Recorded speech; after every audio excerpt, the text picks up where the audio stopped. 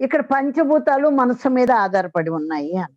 మనస్సు రగిలితేనే అంటే కోపము, ఉద్రేకము, అవమానము ఇవన్నీ లేదంటే ఏదన్నా దుఃఖము ఇవన్నీ వచ్చినప్పుడు ఏమవుతుంది? మనస్సు రగులుతుంది.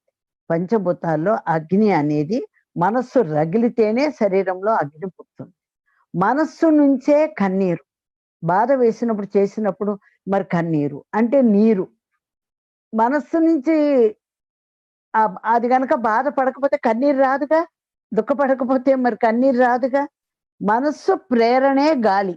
మనస్సు ప్రేరేపిస్తేనే ఆ గాలిని కూడా పీల్చుకోవడం, వదలటం జరుగుతోంది లోపల సిస్టంలో. నిన్ను తెలుసుకోవాలంటే శ్వాస, గాలి.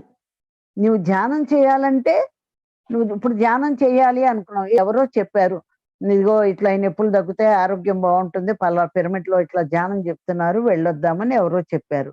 ఆ చెప్పింది ఎవరు విన్నారు? ఆత్మ విందా? మనస్సు విందా? మనస్సు వింది. గాలి. ధ్యానం చేయటం మొదలు పెట్టాం. ఎప్పుడైతే మీరు ధ్యానం చేయటం మొదలు పెట్టారో గాలిని ప్రేరేపించినట్టే కదా. మనస్సు ఆకాశం. ఆకాశం అంత మనస్సు. విశాలమైన వక్షస్థలము కలవాడా అంటే విష్ణు సహస్రనామంలో ఆకాశం అంతా అని. భూమికి కొలత చెప్తాం. ఒక పదార్థం ఇంత లావు ఉంది, ఇంత గుండ్రంగా ఉంది, ఇంత బారు ఉందని మనం కొలవగలుగుతాం, చెప్పగలుగుతాం. ఆకాశాన్ని ఎక్కడ కొలుస్తామండి? ఎవరైనా కొలవగలుగుతారా? ఆకాశం అంతు దరి ఉందా దానికి? అది అంతముందా? నువ్వు ఎక్కడికెళ్ళు ఆకాశం.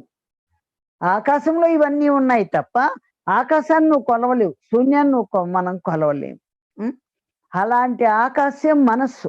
మరి ఆకాశాన్ని కొలవనప్పుడు ఆకాశమే మనస్సు అని మనకి చెప్పినప్పుడు మరి ఈ మనస్సు మారాలంటే ఎలాగండి? ఆకాశం మారాలంటే ఎలా?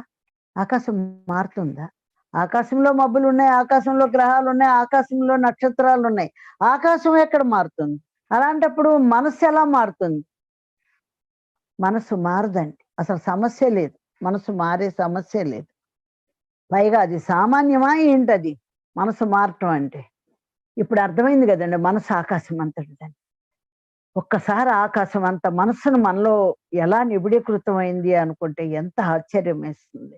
మరి ఆకాశం అంత మనస్సు ఎన్ని అలజడులు ఉన్నాయో, ఎన్నున్నాయో దానిలో, మరి దానికి శాంతి అక్కర్లేదా? కాంతి అక్కర్లేదా? దాని గురించి ఎవరు పట్టించుకోలేదు కూడా. ఈ మహానుభావుడు వచ్చేదాకా ఎవరూ పట్టించుకోలేదు.